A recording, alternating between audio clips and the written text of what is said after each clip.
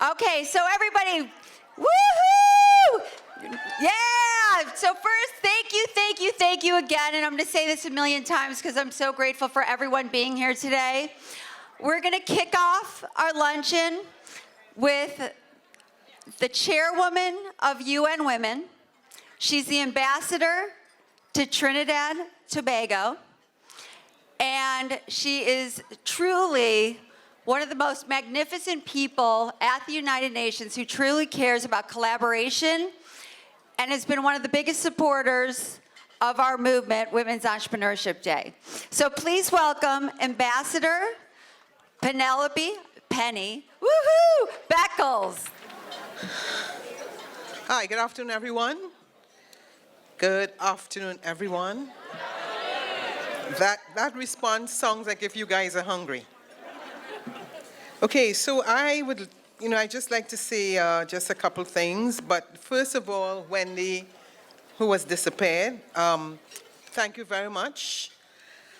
In the event that you have this document in front of you, which really says, thank you for supporting our goal for providing 1,000 impoverished women to receive microloans. Every donation will be matched 2-to-1 by the generosity of a past Philanthropy Pioneer Award honoree. So let's give a round of applause to Guido.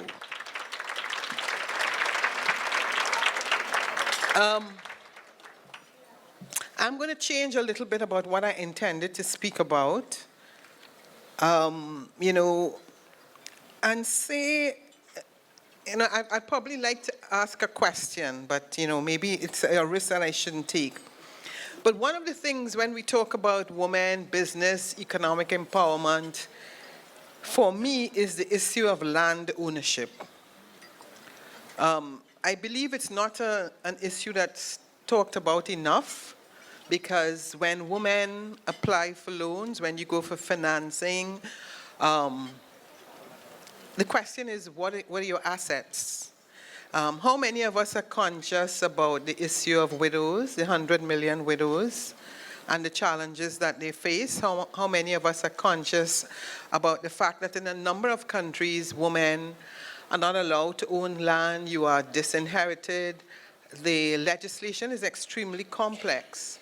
And therefore, when we talk about the challenges of women getting into business, it's one of the important areas that makes what WIDO is doing so very, very important.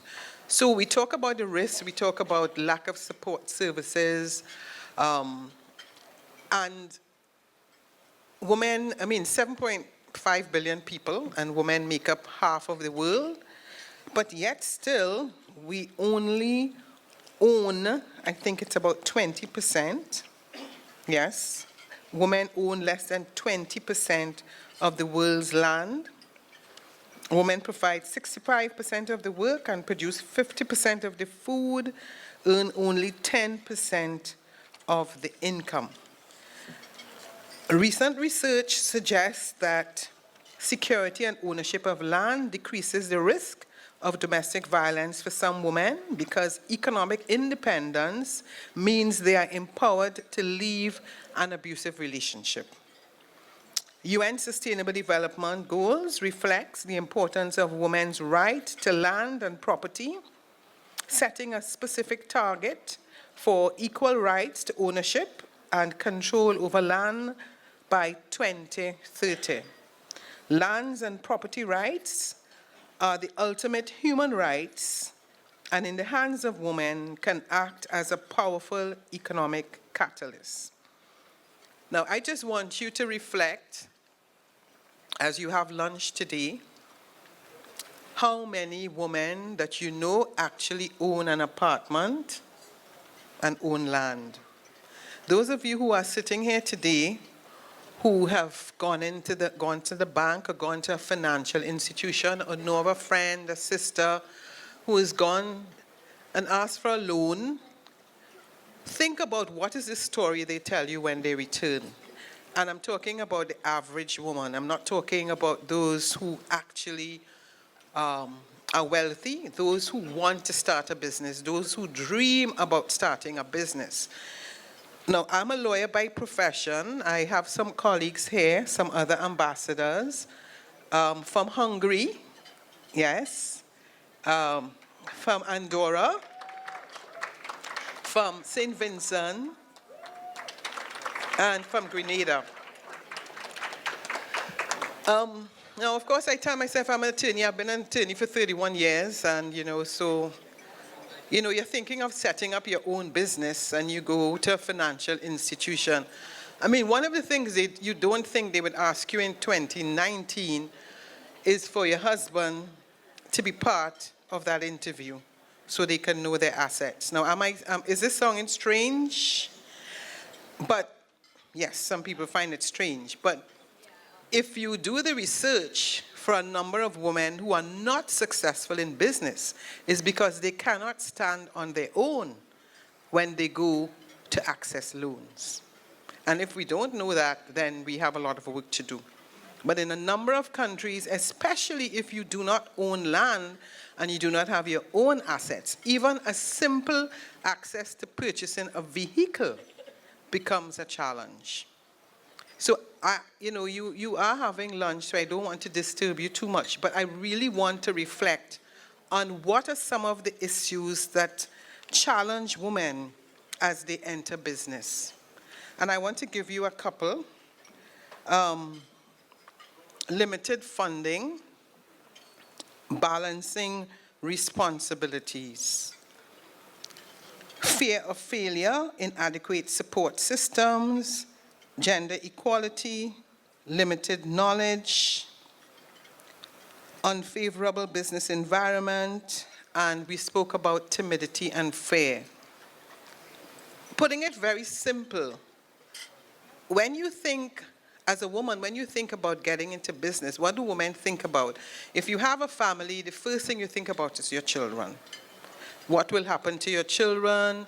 Can you open a business early? Can you stay late? I mean, it may sound very basic, but those are some of the reasons that women, when they have to take a decision, should I get into business or should I not get into business? It's quite different.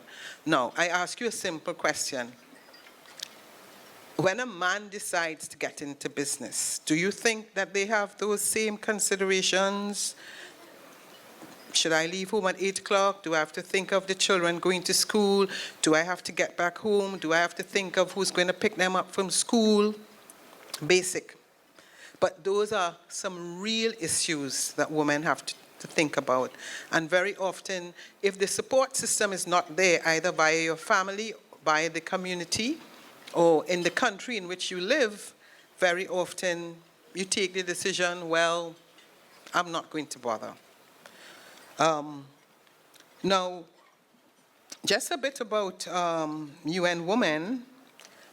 UN Women, as the United Nations entity dedicated to gender equality and the empowerment of women, as well as the global champion for women and girls, has recognized that young women continue to experience unequal access to education and skills development and face barriers to securing decent employment, opportunities to thrive as entrepreneurs, and access to resources remain restricted in some parts of the world.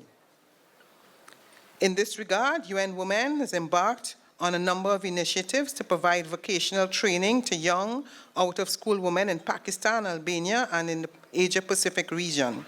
UN Women has also recognized that innovation, technology, and entrepreneurship could be utilized to advance gender equality and economic empowerment around the world. I'm seeing the sign that I have to wrap up, so I just want to, as I close again, remind you, let us really think about ways in which we can ensure that women have a lot easier access to financing, and that is why WIDO is so very important, and I really say thanks to Wendy for all the initiatives. Thank you.